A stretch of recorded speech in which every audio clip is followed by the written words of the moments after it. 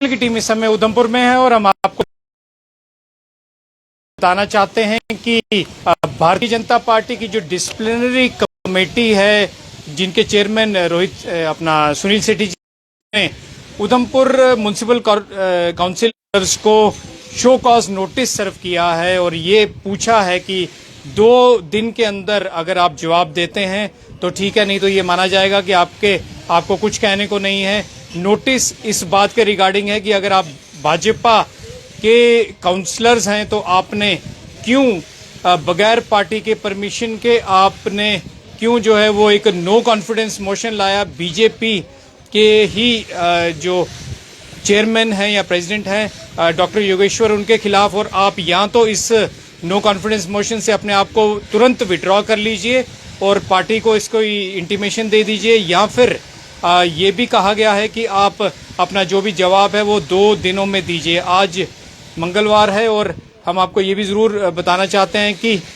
वीरवार को टाइम रखा गया है चीफ एग्जीक्यूटिव ऑफिसर द्वारा, जो सीक्रेट बैलेट वोटिंग होनी है नो कॉन्फिडेंस के ऊपर। इस सारे मुद्दे के ऊपर बात करने के लिए हमारे साथ डॉक्टर योगेश्वर हैं, जो चेयरमैन है म्युनिसिपल कॉर्पोरेशन। सर, पहले से ये नो कॉन्फिडेंस नोटिस लाया गया था, लेकिन पार्टी ने डिसिप्लिनरी जो कार्रवाई करने में काफ़ी देर लगा दी, क्या कहेंगे आप? नहीं, ऐसा है कि ये सबसे पहला नोटिस हमें एक को दिया था जो इनकम्प्लीट था। हमने उसी वक्त हाई कमांड को इन्फॉर्म कर दिया था, जो हमारी हाई कमांड थी, कि ऐसे ऐसे 4 काउंसलर जो हैं हमारे, इन्होंने हमारे खिलाफ जो है आप वालों से मिलके इन्होंने नोटिस दिया है, तो इसके खिलाफ जो है आप देखें, इसके खिलाफ एंटी पार्टी एक्टिविटीज़ का नोटिस लें। उन्होंने 3 तारीख को विबोध गुप्ता जी, जो हमारे जनरल सेक्रेटरी हैं, उनको उधमपुर में भेजा था ऑफिस में, जिसमें उन्होंने दोनों ग्रुप से अलग अलग बातचीत करी, और बातचीत करने के बाद उनका काम था जम्मू में जाकर रिपोर्ट देना। अब क्या उन्होंने रिपोर्ट दी, इसका हमें कोई ज्ञान नहीं है।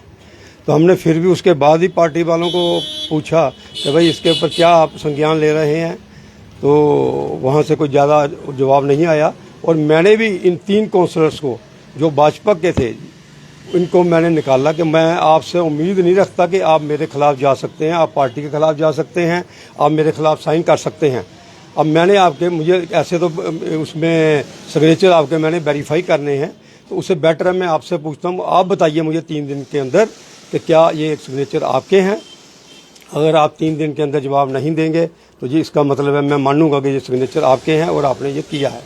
मैंने इनको व्हाट्सएप किया, इनको ईमेल सिर्फ विकास जी की थी, उनको करी, और रजिस्टर्ड पोस्ट तीनों को किया। 2 लोगों ने 7 दिन तक कहते रहे हम यहाँ पर नहीं हैं, हम आउट ऑफ स्टेशन हैं, and they refuse to take that registered letter, registered AD.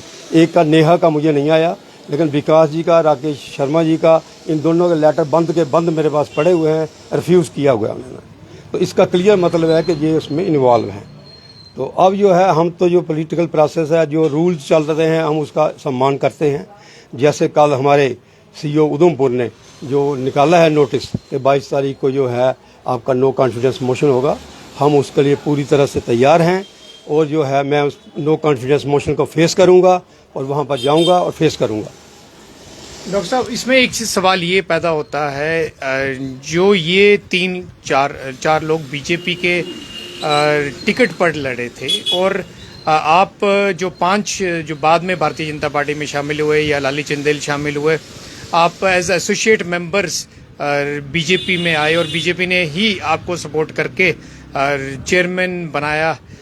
ऐसे में सवाल ये होता है कि क्या जो उनका तर्क है कि केवल 4 ही बीजेपी के मेंबर्स गिने जाएंगे और इससे कोई फर्क नहीं पड़ेगा क्योंकि 2/3 मेजॉरिटी ज्वाइन कर रही है, क्या वो तर्क सही है? एक दूसरा सवाल ये भी है कि अगर मान लीजिए, क्योंकि कल सोमवार को इनको नोटिस इशू हुआ, इनके पास टाइम देने का जवाब जो है वो बुधवार तक, मंगलवार और बुधवार है।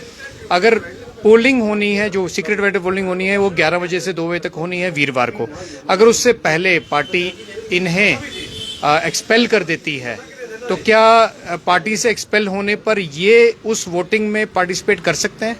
आपका क्या कहना है? देखिए, अब ये पहला जो आपका पहला क्वेश्चन था, ये हम एसोसिएट मेंबर हैं। मैं आपको बताना चाहता हूँ, जब हमने बीजेपी ज्वाइन करी उस वक्त प्रेसिडेंट की इलेक्शन नहीं हुई थी और हम ऑलरेडी बन गए थे। मुझे इनके सोच पे हंसी आती है। नॉर्थ ईस्ट के 4-5 कर्नाटका के चीफ मिनिस्टर जो कि दूसरी पार्टियों से आए हुए हैं वो चीफ मिनिस्टर हैं और काउंट होते हैं बीजेपी के चीफ मिनिस्टर। अब हेमंत बिस्वा शर्मा जी हैं, वो कांग्रेस के आए थे और आज बीजेपी के चीफ मिनिस्टर हैं। तो हम तो अभी भी वो आज़ाद हैं। ये इसके पे हंसी आती है, इनकी सोच के ऊपर हंसी आती है। तो इसलिए मैं इसके आगे इसका जवाब नहीं देना चाहता। यहाँ तक सवाल है कि इनको जो नोटिस इशू किया, कल इनको नोटिस इशू किया गया, इनको फ़ोन पर भी बताया गया, नोटिस भी इशू किए गए। जो पेपर्स में आया है, आपने देखा सभी पेपर में आया है, उनको बोला है 2 दिन के अंदर, वो 2 दिन है आज और कल, 2 दिन के अंदर ये अपने आप को या वहाँ विड्रा करते हैं उस नोटिस से, या ये कोई हाई कमांड इनको बुलाती है, वहाँ क्या करते हैं वो सारा उसके ऊपर डिपेंड करता है। मैंने हाई कमांड को बोला है मुझे कोई शौक नहीं है कंटिन्यू करने का। जो पार्टी हाई कमांड मेरे को बोलेगी मैं उसके लिए तैयार हूँ। मैं पार्टी की एकता के लिए कुछ भी करने के लिए तैयार हूँ। मुझे इस पोस्ट से कोई वो नहीं है। लेकिन अफसोस होता है कि जिस तरीके से ये हमारे उधमपुर में बीजेपी के हमारे काउंसलर, आपके काउंसलर और एक पहले आप और आप नहीं ये अपने कांग्रेस के अब वो कांग्रेस में चले गए। तो ये लोग इकट्ठे हो रहे हैं जबकि पूरे हिंदुस्तान में बीजेपी और आपकी जो है आप देख रहे हैं किस तरीके से संघर्ष चल रहा है आपस में। तो इसलिए मैं इनको मुबारकबाद देता हूं जो परसों ये करेंगे। मैं इनको सबका शुक्रिया अदा करूंगा। मुझे कोई अफसोस नहीं है। जो इन्होंने 4 साल मेरा साथ दिया और जो स्टाफ ने दिया, मैं सबका शुक्रिया अदा करूंगा। इसमें मुझे कोई जो गिला शिकवा नहीं है। मैं अपने से जो कर सकता था 4 साल मैंने किया, लेकिन जो मेरी इच्छा थी पूरी वो नहीं हो सकी। कोई बात नहीं, आगे देखेंगे। डॉक्टर साहब फिर टेक्निकली पॉइंट वहीं आता है कि अगर एक्सपेल्शन हो जाती है उस टाइम तक, तो क्या ये बीजेपी के काउंसलर्स के तौर पर वोट डाल पाएंगे या नहीं डाल पाएंगे, और क्या जो काउंसलरशिप है वो जाएगी या नहीं जाएगी, ये क्या स्टेट इलेक्शन कमिश्नर का प्रोविगेटिव है क्या?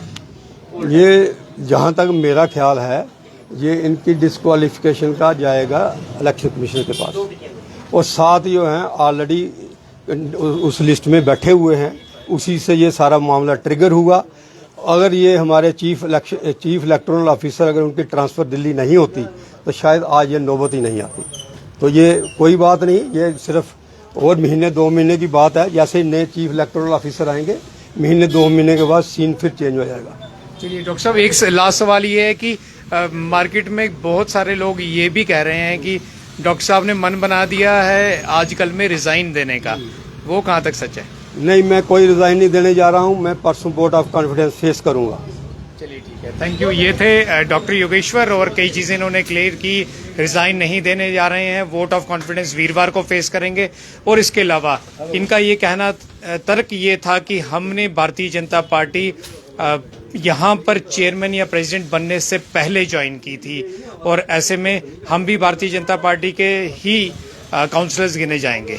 अब देखना ये होगा कि इसमें लीगल एक्सपर्ट्स क्या कहते हैं। इसके अलावा ये भी देखना दिलचस्प होगा कि पार्टी ने जो नोटिस सर्व किया है उसके बाद पार्टी क्या तुरंत कार्रवाई करती है कोई आगे की या नहीं करती है, क्योंकि 22 तारीख को 11 बजे वीरवार को ये वोटिंग जो है वो होनी है।